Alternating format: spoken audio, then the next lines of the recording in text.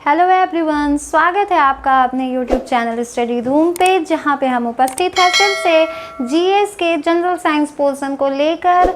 और हमारा जो मोटिव है इस क्लासेस का कि हमें competitive all types of competitive exams, चाहे वो स्टेट पीसीएस हो, ट्रिपल एससी हो, रेलवेज़ हो, चाहे वो टेट सुपर टेट के एग्ज़ाम्स हों, सभी के सिलेबस को कवर करते हुए आपके साइंस के बीट को इस तरह से क्लियर करना कि आप अपने एग्ज़ाम्स में बहुत अच्छे मार्क्स इससे गेन कर पाएँ। हमारा जो क्लास का अभी बीट चल रहा है वो है एटॉमिक स्ट्रक्चर, और इस बीट पे हम लोगों ने पिछले भी एक क्लास में चर्चा कर ली है। आप हमारे वीडियो के डिस्क्रिप्शन में जाकर अन्य जो वीडियोज़ हैं उनके लिंक देखकर साइंस के सभी पोर्शन जो अभी तक हो गए हैं उन्हें क्लियर कर सकते हैं। तो जैसा कि लास्ट जो हमारा बीट एटॉमिक स्ट्रक्चर का था, एटॉमिक मॉडल्स पे हम चर्चा कर रहे थे, जहाँ पे हमने थॉमसन और रदरफोर्ड के मॉडल पे चर्चा करी थी। साथ ही साथ रदरफोर्ड के ड्रॉबैक जो थे एटॉमिक मॉडल पे उस पे चर्चा की थी। और उन्हीं ड्रॉबैक से आगे बढ़ते हुए आज जो हमारी क्लास है वो है बोर का एटॉमिक मॉडल, जिसको बहुत लंबे समय तक कंसिडर किया गया। और ये एक ऐसा बीट है जिससे नंबर ऑफ़ क्वेश्चंस बहुत ज़्यादा बनते हैं एटॉमिक मॉडल से रिलेटेड, और बहुत अच्छे क्वेश्चंस बनते हैं। और मैं आशा करती हूँ कि हम लोग जो पढ़ेंगे उनसे आप इन क्वेश्चंस को बहुत अच्छे से अटेम्प्ट कर पाएँ। तो चलिए चलते हैं। बोर के एटॉमिक मॉडल का जो पहला पोस्टुलेट था उसने ये बताया कि रदरफोर्ड ने बोला कक्षाओं में घूमते हैं इलेक्ट्रॉन विभिन्न कक्षाओं में और इलेक्ट्रॉन को रिलीज़ करते हैं। लेकिन बोर ने बताया कि परमाणु के अंदर इलेक्ट्रॉन निश्चित कक्षाओं में घूमते हैं और इन कक्षाओं में घूमते हुए अपनी वो एनर्जी को रेडिएट नहीं करते, ऊर्जा को उत्सर्जित नहीं करते। दूसरा इन्होंने बताया कि इनकी जो ऊर्जा होती है वो निश्चित होती है कक्षाओं की, है ना। और तीसरा क्या था कि हर कक्षा में इलेक्ट्रॉन भी निश्चित होते हैं, मतलब किसी भी प्रकार का कोई होच पोच नहीं। जैसे हम स्कूल में पढ़ाई करते हैं तो हमारे यहाँ स्पेसिफिक एकदम रूल बना हुआ है, एक बेंच पे 2 लड़कियाँ, तीसरी लड़की स्टूडेंट नहीं जा सकते उसमें बैठने के लिए। ठीक उसी प्रकार से एटॉमिक स्ट्रक्चर का अपना एक रूल है कि भाई एक कक्षा में इतने स्टूडेंट ही रह सकते हैं, इतने इलेक्ट्रॉन्स ही रह सकते हैं, इससे ज़्यादा नहीं जा सकते। तो इन मॉडल्स के इन पोस्टुलेट्स के अकॉर्डिंग से हम समझते हैं कि बोर का परमाणु मॉडल हमें क्या बताता है। ये न्यूक्लियस है, बाकी इन कक्षाओं को उन्होंने नाम दिया KLM। इस तरह से कंटिन्यू आगे बढ़ेंगे हम। ऐदर हम इनको n=1, n=2, n=3 इस तरह से भी मान सकते हैं, ठीक है। जहाँ n क्या है, कक्षा संख्या 1 2 3 4 5 ऑर्बिटल नंबर। अब क्या है कि इन ऑर्बिट में मैक्सिमम नंबर ऑफ इलेक्ट्रॉन्स कितने रह सकते हैं, ये बहुत ज़्यादा क्वेश्चन में बनता है। बहुत बार ये क्वेश्चन में पूछा गया है कि बोर के परमाणु मॉडल के अनुसार से किसी कक्षा में अधिकतम कितने इलेक्ट्रॉन रह सकते हैं। तो कितने रह सकते हैं, 2n²। ये फॉर्मूला याद करना है, ऑप्शन में आपको किसी भी प्रकार से दे दे n 2n 2n², 3n, तो हमें क्लिक करना है 2n²। अब इस फॉर्मूला को अगर आप याद कर लेते हैं तो इस टॉपिक से रिलेटेड कोई भी क्वेश्चन पूछे आप आसानी से कर सकते हैं। किस तरह से, देखिए बहुत बार एग्जाम में पूछता है कि m कक्षा में अधिकतम इलेक्ट्रॉनों की संख्या कितनी है। हमको हो सकता है नहीं याद रहे, है ना। लेकिन यदि हमें ये फॉर्मूला याद है 2n², तो हम आसानी से उस इलेक्ट्रॉन की संख्या को किस प्रकार कैलकुलेट कर सकते हैं। यहाँ पे n=1, यहाँ n=2, यहाँ n=3, यहाँ पे 4 है, तो हम फॉर्मूला में पुट कर देंगे 2n²। 2 × 3 का स्क्वायर = 18, है ना।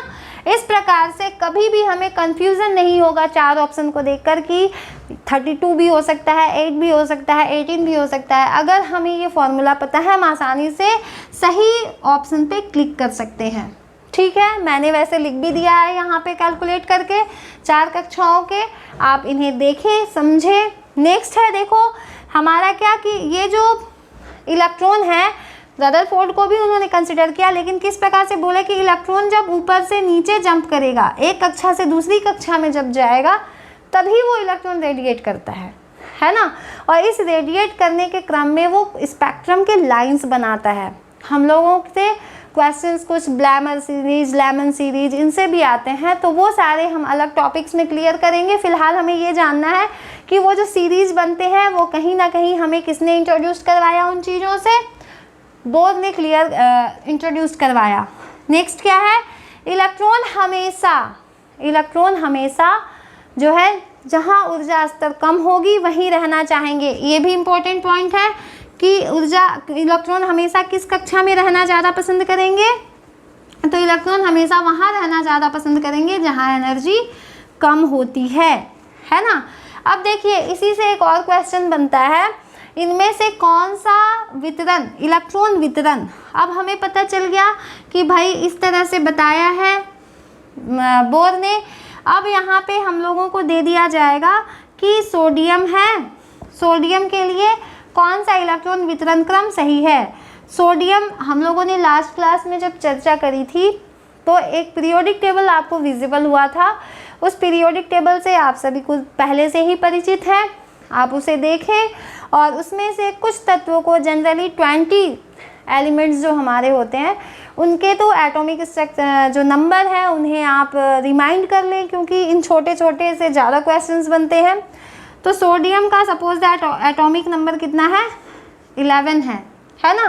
तो इसमें इलेक्ट्रॉन का वितरण कैसा होगा, तो अगर हम लोग थोड़ी देर में इसमें पहुंचते हैं, अभी केवल ये कंसिडर करना है कि इसमें एटम कैसे यहाँ तक पहुँचे हैं। इसको जानने से पहले हम जान लेते हैं कि किसी भी परमाणु में इलेक्ट्रॉन होते कितने हैं, है ना।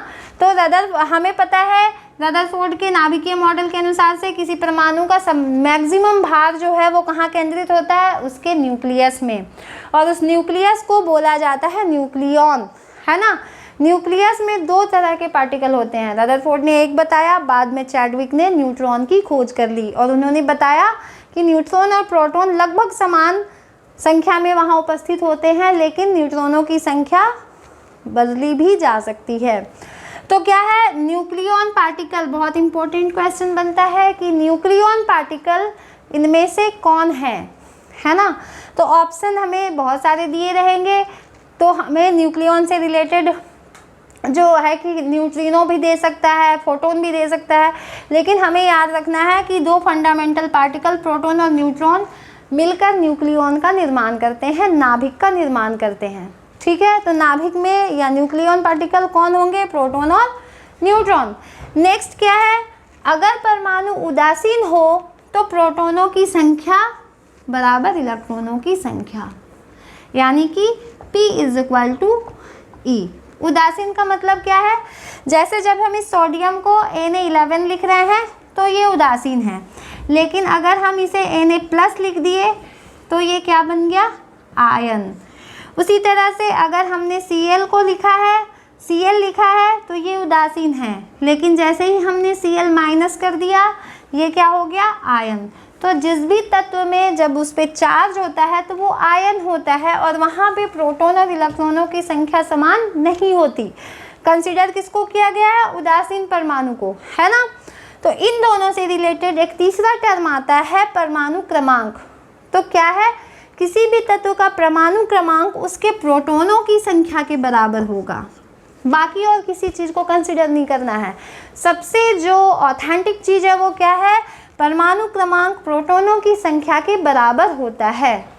लेकिन सामान्यतः किसी तत्व के परमाणु में अगर वो परमाणु उदासीन है तो प्रोटॉनों की संख्या बराबर इलेक्ट्रॉनों की संख्या, प्रोटॉनों की संख्या बराबर इलेक्ट्रॉनों की संख्या। तो परमाणु क्रमांक बराबर उस जगह पे हम इलेक्ट्रॉनों की संख्या को भी कंसिडर कर सकते हैं जब परमाणु कैसा हो, उदासीन हो, उसके ऊपर कोई प्लस या माइनस चार्ज नहीं हो। परमाणु का द्रव्यमान संख्या बराबर क्या होता है, तो द्रव्यमान संख्या बराबर होता है, हमें पता है द्रव्यमान न्यूक्लियस में है, न्यूक्लियस में प्रोटॉन और न्यूट्रॉन है, तो द्रव्यमान संख्या बराबर प्रोटॉनों की संख्या प्लस न्यूट्रॉनों की संख्या, जितने प्रोटॉन होंगे प्लस जितने न्यूट्रॉन होंगे। क्लियर। फॉर एग्जाम्पल अगर हम कंसीडर करें C6 एक परमाणु है, कार्बन जिसकी परमाणु संख्या कितनी है, 6 है। अब आप इसमें सारी चीज़ें कैलकुलेट कर सकते हैं, और इसकी परमाणु द्रव्यमान हमें दी गई है 12। कितनी दी गई है, 12।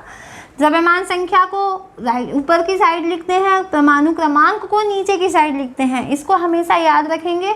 कभी कभी क्वेश्चंस जब आपको दिए जाते हैं तो उनमें पूरे तत्व का नाम या उतना लंबा एक्सप्लेन ना कर कर इसी तरह छोटे से संकेत में उसे दर्शा दिया जाता है।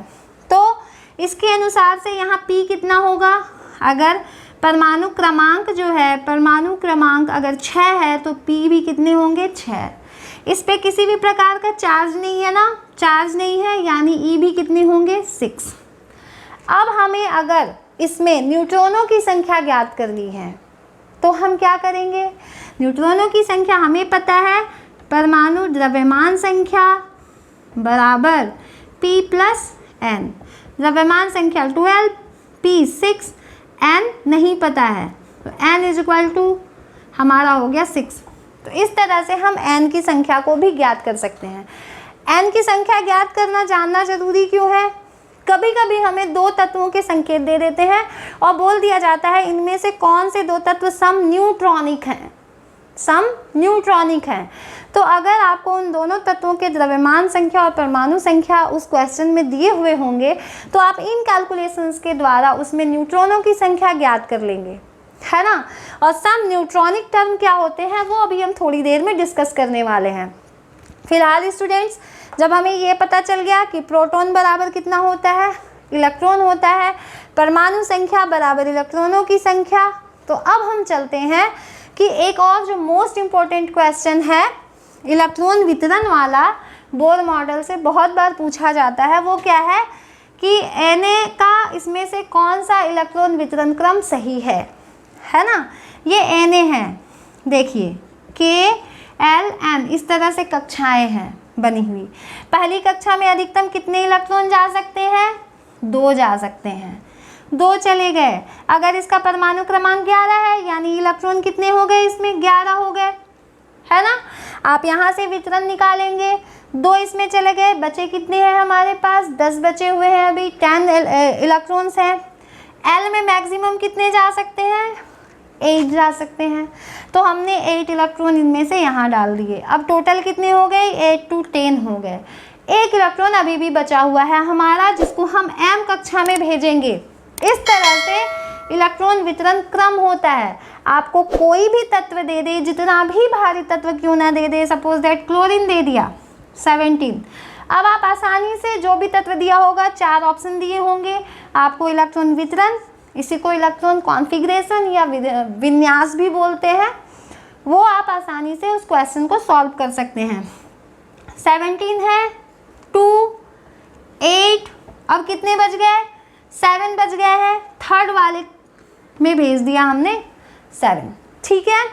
अब यहीं से देखो एक और टर्म क्लियर होता है। क्वेश्चंस और एक प्रकार के बनते हैं, ध्यान से समझेंगे इनको। बहुत आसान सी चीज़ है लेकिन very important for all types of exams.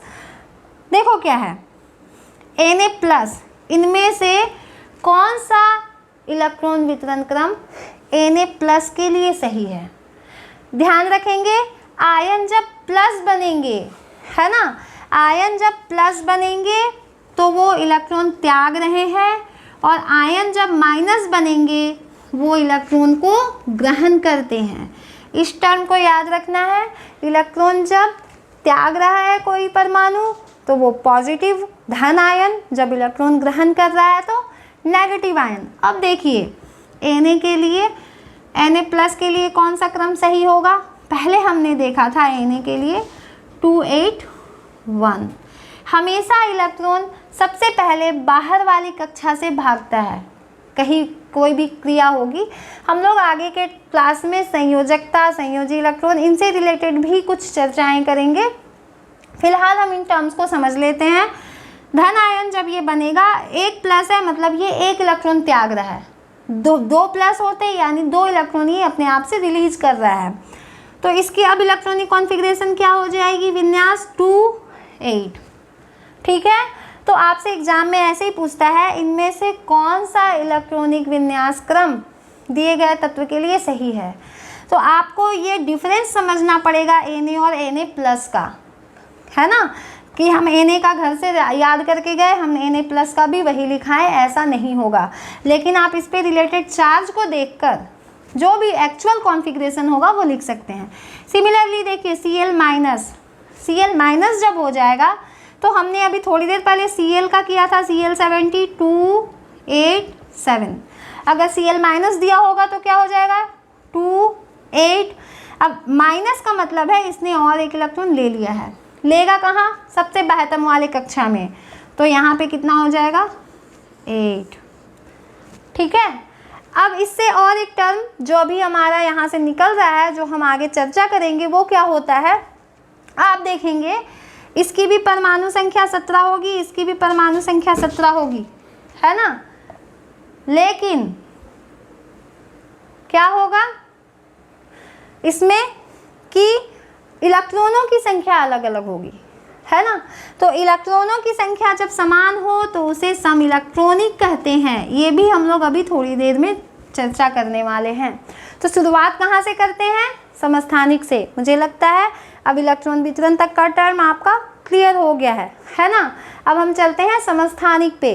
तो समस्थानिक किसे कहते हैं, वैसे तत्व जिनकी परमाणु संख्या समान परंतु द्रव्यमान संख्या भिन्न भिन्न होती है। इनमें एक चीज़ याद रखने वाली बात है, की पॉइंट, कि समस्थानिक हमेशा एक तत्व का होता है ना, एक तत्व के अलग अलग परमाणु के होंगे। जैसा कि यहाँ पे दिया हुआ है हाइड्रोजन के 3 समस्थानिक, H1 परमाणु संख्या तीनों के 1 है, जबकि द्रव्यमान संख्या 1 2 3 है। ठीक है। क्वेश्चन इससे और ज़्यादा इंपॉर्टेंट कैसे पूछता है, इनके समस्थानिक का नाम पूछेगा, प्रोटियम, ड्यूटेरियम और ट्राइटियम। ठीक है। इनसे रिलेटेड आपसे और क्या क्वेश्चन पूछ देता है कि हाइड्रोजन समस्थानिक के जो है कि P = 1 और N = 2 है, तो ये हाइड्रोजन का कौन सा समस्थानिक है, हाइड्रोजन का वो समस्थानिक जिसमें P 1 है और N 2 है, वो कौन सा समस्थानिक होगा, ट्राइटियम। ठीक है। अगर P = 1 और N = 1 होगा तो P + N 2 हो गए, ये किसका समस्थानिक होगा, ड्यूटेरियम का। ये क्वेश्चंस आते हैं कि इनमें से अगर P और N इतने हैं तो ये हाइड्रोजन का कौन सा समस्थानिक है। इससे और एक इम्पोर्टेंट क्वेश्चन बनता है, वो क्या है, हाइड्रोजन का जो ड्यूटेरियम समस्थानिक है, वो ड्यूटेरियम समस्थानिक को D से डिनोट किया जाता है। जब हम जल का निर्माण करते हैं तो प्रोटियम का यूज करते हैं, जबकि हम जब भारी जल का निर्माण करते हैं, भारी जल का सूत्र क्या होता है, भारी जल का सूत्र क्या होता है, D2O। तो इसमें हम, ये बहुत मोस्ट इम्पॉर्टेंट क्वेश्चन है, वेरी इंपॉर्टेंट क्वेश्चन है, भारी जल में हम हाइड्रोजन के किस समस्थानिक का उपयोग करते हैं। तो भारी जल में हमेशा हम हाइड्रोजन के ड्यूटेरियम का उपयोग करते हैं। क्लियर है। नेक्स्ट हमारा पॉइंट है समभारिक, आइसोबार। ठीक है। आइसोबार में क्या होता है, वैसे तत्व जिनके परमाणु क्रमांक अलग अलग होंगे लेकिन द्रव्यमान संख्या 1 होगा। ये जो तत्व होते हैं समभारिक जो है, ये अलग अलग तत्वों के होते हैं। समभारिक किसके होते हैं, अलग अलग तत्वों के होते हैं। फॉर एग्जाम्पल हमने लिया आर्गन और पोटेशियम, इसकी परमाणु संख्या कितनी हो गई 18, इसकी 19। ठीक है। लेकिन दोनों के परमाणु जो भार होते हैं, द्रव्यमान जो होता है, परमाणु द्रव्यमान, वो 40-40 है। ठीक है। तो जब इनके ये समान हो द्रव्यमान संख्या तो हम इसको बोलते हैं समभारिक। बहुत बार पेयर दे देता है एग्जाम में कि ये कौन सा पेयर समभारिक के लिए सही है, तो आपको याद रहना चाहिए आर्गन और पोटेशियम। इसी तरह से आर्गन, पोटेशियम और कैल्शियम के भी कुछ पार्टिकल हैं, जैसे कैल्शियम 20, परमाणु संख्या, द्रव्यमान संख्या 40। ये तीनों क्या हैं, समभारिक हैं। तो इस तरह से अगर इनका एक बंच दे दिया जाए ऑप्शन में, आप आसानी से क्लिक कर सकते हैं इसमें। ठीक है। थोड़ा सा की पॉइंट क्या याद रखना है, तीनों में प्रोटॉन की संख्या तो इलेक्ट्रॉन के बराबर होगी। तीनों का जो डिफरेंस आ रहा है वो बस न्यूट्रॉन की संख्या के कारण आ रहा है। और अब आप प्रीवियस कैलकुलेशन से खुद इसके जो है न्यूट्रॉनों की संख्या का कैलकुलेशन कर सकते हैं। ठीक है। आगे हम चलते हैं सम न्यूट्रॉनिक। ऑप्शन में ये भी पूछता है, न्यूट्रॉनिक उसे कहेंगे सम, जो आइसो हो रहे हैं, समरूप हो रहे हैं ना, किसके टर्म में, न्यूट्रॉनिक बोल दिया है, यानी कि न्यूट्रॉन के टर्म। न्यूट्रॉन के टर्म में कैसे टर्म में, देखो कार्बन ले लिया हमने और नाइट्रोजन ले लिया। कार्बन उसको लिए हैं जिसकी परमाणु जो द्रव्यमान संख्या है वो 13 है, 12 वाली नहीं है ना, 13 वाली समस्था नहीं। और ये क्या है 14। P is equal to 6, P is equal to 7। यहाँ N इज इक्वल टू कितने हो जाएंगे, 6 13 में से माइनस होंगे तो 7 हो जाएंगे। यहाँ पे N इज इक्वल टू 7 हो जाएंगे। ऐड करके देखो द्रव्यमान संख्या दोनों में समान आ रहा है। यहाँ पे हम देख रहे हैं दोनों में न्यूट्रॉन की संख्या समान है। ओके, जहाँ न्यूट्रॉन की संख्या समान होगी उसे हम बोलेंगे सम न्यूट्रॉनिक। तो यदि आपको प्रोटॉन, इलेक्ट्रॉन और न्यूट्रॉनों की संख्या को कैलकुलेट करना आ गया तो आपको ये जितने भी टर्म होंगे वो आसानी से आ जाएंगे। कभी कभी क्या होता है, अगर ये साइंस हमारा सब्जेक्ट नहीं है तो हम लोग इनको रट्टा मारना शुरू कर देते हैं कि ये करके चले जाते हैं, इसमें से तो आ ही जाएगा।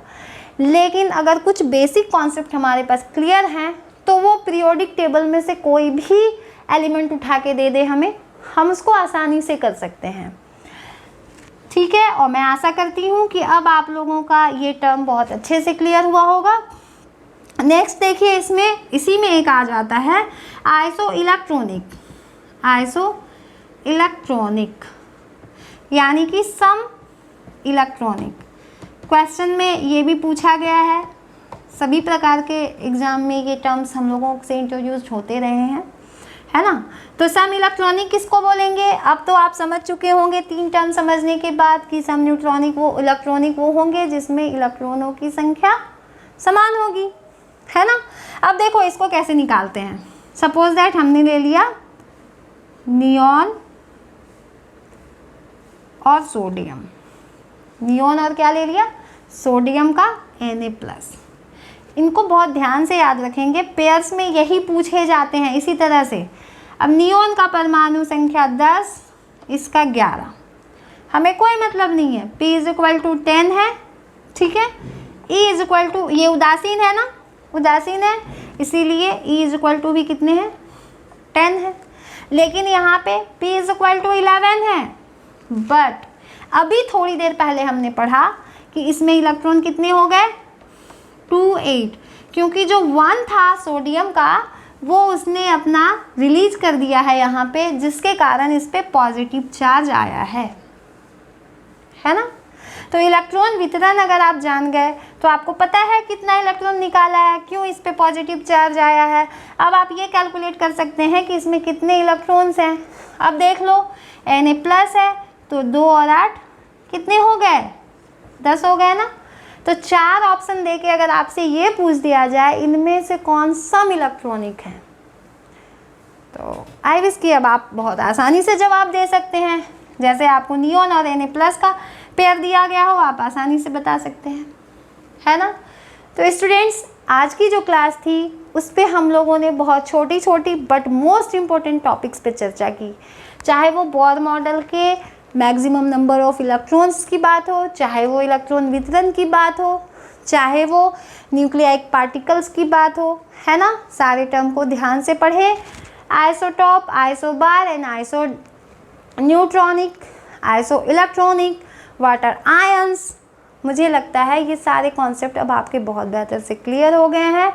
इनको देखिए, पढ़िए, समझिए, खुद भी समझिए, दूसरों को भी शेयर कीजिए, ताकि हमारा जो मोटिव है कि ये उन स्टूडेंट्स तक पहुँचे जो कॉम्पिटिटिव लेवल एग्ज़ाम्स की तैयारी कर रहे हैं, उन तक पहुँचे। और हम फिर से मिलेंगे अगली क्लास में एक नेक्स्ट टॉपिक एटॉमिक स्ट्रक्चर से लेकर, जो आपके एग्ज़ाम्स के दृष्टिकोण से बहुत इम्पोर्टेंट होंगे। तब तक थैंक यू।